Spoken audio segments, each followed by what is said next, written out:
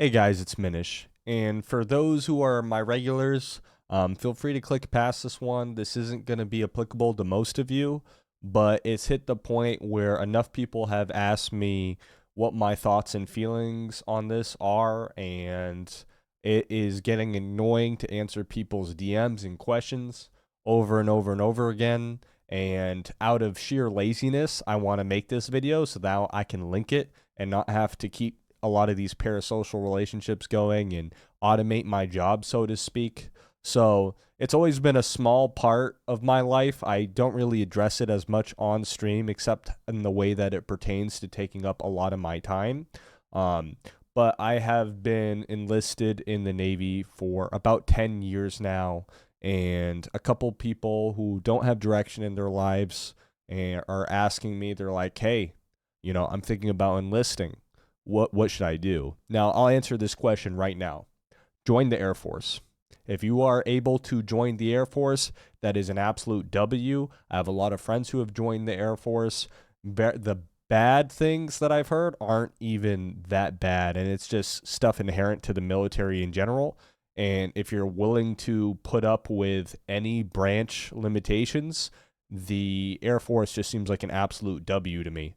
But I can't speak for any branch in particular besides the Navy, but I am confident that I made the wrong decision in not being patient for my Air Force recruiter to get back to me and enlisting into the Navy out of pride. That was a mistake I wish I could walk back, so I recommend you guys do that if that option is available to you.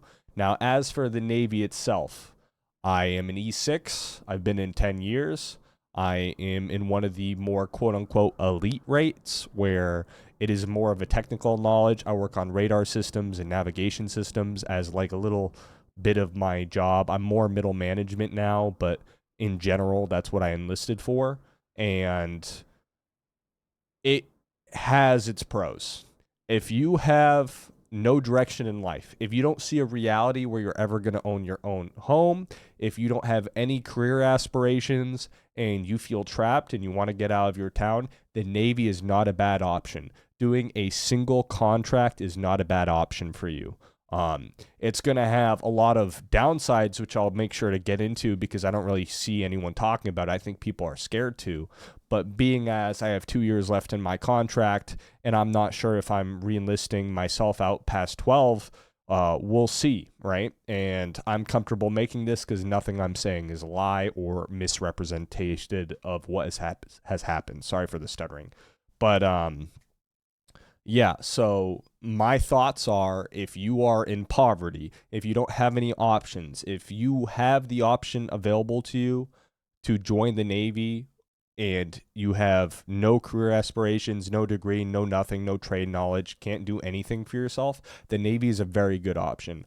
I would not be financially independent had I not joined the Navy. I didn't have a lot of opportunities a lot of others have had, and the Navy has given me that. It's going to make sure you always have a place to live as long as you perform your job adequately. You're never going to have to worry about meals. You're going to have the ability to get a savings going. You're going to get the ability to invest money because you are not spending money because you are working almost all the time.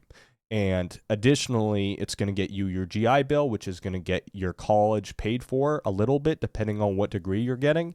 And you can also use programs within the Navy itself to get your degree going prior to even getting out.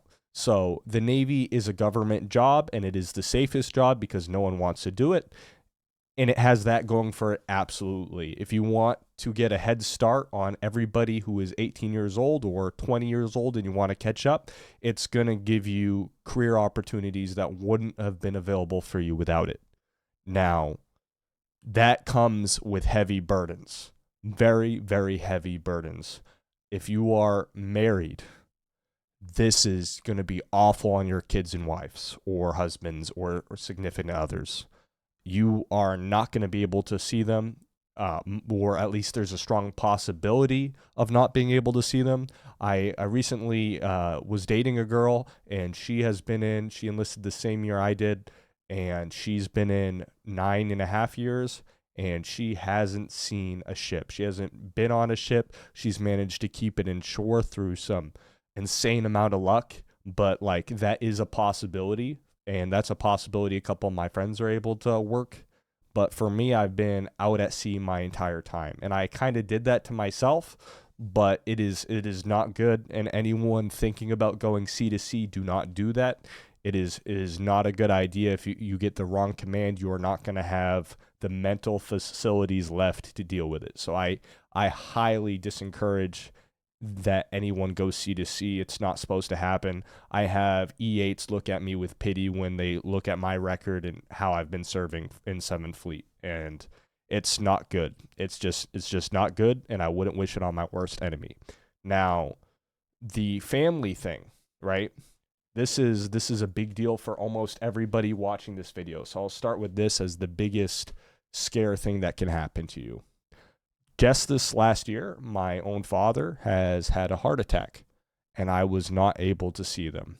You can look here, just so people don't think I'm talking on my ass, and I was conned into staying with my operational equipment, and I stayed, and I never got that time back, and they legitimately promised me that time back. And your family could be dying, and there is always a possibility that you cannot see them. A couple of my friends have missed the birth of children, and that is not only a heavy burden on you, that is a heavy burden on your family. And I cannot imagine the amount of torment it causes family members, and just the separation of being your kids. I've been a single sailor. I've been blessed to be a single sailor for majority of my time in the Navy, and I've never been in any relationship I felt I wouldn't be willing to lose. So if you are scared of being separated from your family, I would not enlist, or at least I would talk to your family members about the decision if you guys are at your wits' end. That is just very, very bad. Additionally, since I joined in 2015, the retirement system has gotten a lot worse, not encouraging 20 years. I am in the old retirement system, and I am heavily considering getting out for the family reason I just described. At the end of the day, I have enough money, and I don't have that certainty if my father's passing away that I go get to see him or another family member. And I've just missed too much of my friends and family's lives at this point. I'm not sure if it's worth me to do another 8 years. And a lot of other people feel the same way I do. So that is my take on it for the family side of things. That is a commitment you have to make within yourself. That is the main thing that would keep somebody from doing a single tour, is knowing you are making that commitment, and that commitment does suck. Otherwise, a lot of people would do our jobs because of the attached benefits. Now, you're going to have your medical, all that. Everyone will tell you that it's whatever, right? What people aren't going to tell you is in these berthings are like the berthings, right? So you're going to have a coffin rack. That's what it's called. You can only have so much space. You're going to be sleeping right across. There's no privacy. There's no such thing as privacy on the boat. And you're going to be there, in my situation, sometimes 9 months at a time. And now they're putting in internet on these new ships, which is crazy. That's awesome. But for the longest time, and a lot of ships still don't have any sort of internet besides maybe a slow load of Facebook. And that's not a good way to communicate. Most of your family is going to be communicated to via email. So just another thing to expect. But when I was going over the berthings, CHT, which is a CHT is like the fecal matter and all that stuff. They call it gray water, and then there's like different little terms that you're not going to be familiar with. But anyway, actual liquid feces, inches of it, sometimes like 5 inches of it. I've seen it flood out of the bathroom and get into people's bunks, like because of a flooding casualty with shit, with actual feces getting into people's racks. And that is our problem to deal with. Going into the bathroom and seeing fecal material all over the floor is a regular thing for those permanently underway on older ships. I've experienced it. It is disgusting. People's hygiene being awful. You have to still deal with these people. You still have to sleep with them. It is awful. You have people stinking up in tile aisles, smelling of BO. And when you're there long enough, people give up, people get depressed, and that is a very common reality. The other thing, and I think a lot of you guys know this, but I don't think you guys know how bad this is. Coming off my last ship, multiple people think the alternative of taking their own lives is better.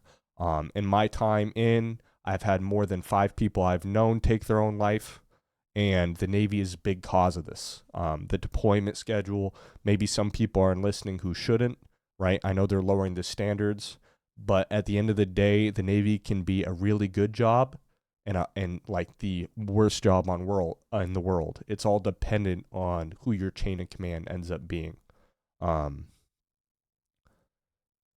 But remember, at the end of the day, if you sign this, you're stuck.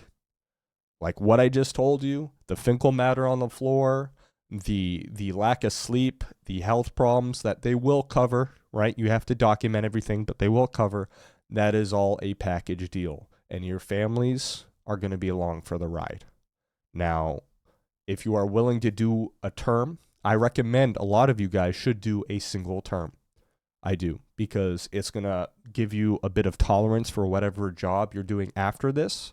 It'll be like, it's not as bad as this one, and it's also going to have that military experience on your record.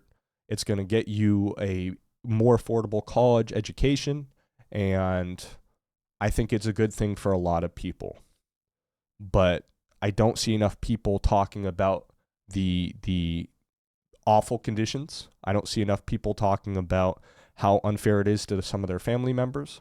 And I don't see many people talking about the look, you're not in a foxhole conversation, right? Where there was like on the, I think it was I forget what ship, but you can easily Google this. There was a ship where there was like 4 suicides in like 2 months, and the Master Chief, so the E9 in charge of the whole Navy, flew over to tell them they're not in no uncertain terms that they made a commitment to everybody who had just had multiple suicides on this ship for the vile conditions that they were forced to put up with, because again, they signed a contract. That is a possibility for all of you, and I think it's right to tell you that because I wasn't told about that, and had I been told, I might have made a different decision. But that's pretty much it, guys. Take care and read everything,